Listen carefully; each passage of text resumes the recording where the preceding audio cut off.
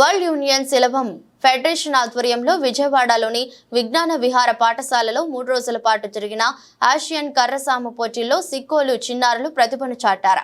Single, doubles విభాగాల్లో 3 బంగారం, 2 కాంస్య పతకాలతో పాటు 1 రజక పతకం సాధించి జిల్లా ఖ్యాతిని చాటి చెప్పారు.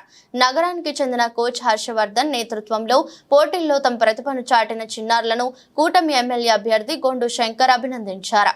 స్థానిక విశాఖ ఏ కాలనీలోని ఆయన కార్యాలయంలో హర్షవర్ధన్ పతకాలు సాధించిన చిన్నారులు B Srikala, D Pranavi, G Praveen, T Pavan, R Narendra, Shankar ను కలిశారు. ఈ సందర్భంగా వారిని శంకర్ అభినందిస్తూ ఇదే స్ఫూర్తితో భవిష్యత్తులో మరిన్ని పతకాలు సాధించి జిల్లా ఖ్యాతిని ప్రపంచ స్థాయిలో నిలపాలని ఆకాంక్షించారు.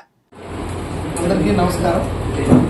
ఈరోజు మొన్న విజయవాడలో జరిగిన ఏషియన్ సిలంబం గేమ్స్ కర్రసాము ఏదైతే ఉందో ఆ గేమ్లో మన శ్రీకాకుళం నుండి యువకులు పాల్గొనడం జరిగింది. అందులో 3కి గోల్డ్, 2కి బ్రాంజ్ వచ్చింది, 2కి సిల్వర్ కూడా వచ్చింది. ఈ సందర్భంగా వాటిని అభినందిస్తూ సిలంబం అనేది, ఈ కర్రసాము అనేది మనకి అనాదిగా వస్తున్న ఏన్షియంట్ గేమ్. అది దాన్ని కూడా ఇప్పుడు ప్రోత్సహించి ప్రభుత్వం నేషనల్ వైడ్ అలాగే ఇంటర్నేషనల్ వైడ్ కూడా ఇది జరుగుతుండడం మనందరికీ చాలా ఆనందదాయకం. ఇది మన భారతదేశం తాలూకా గేమ్. దీన్ని మనం ఓన్ చేసుకోవాలి. ఈ సందర్భంగా సిక్కోల్ నుండి కూడా ఏషియన్ గేమ్లో రాణించడం వారికి అభినందిస్తున్నాను.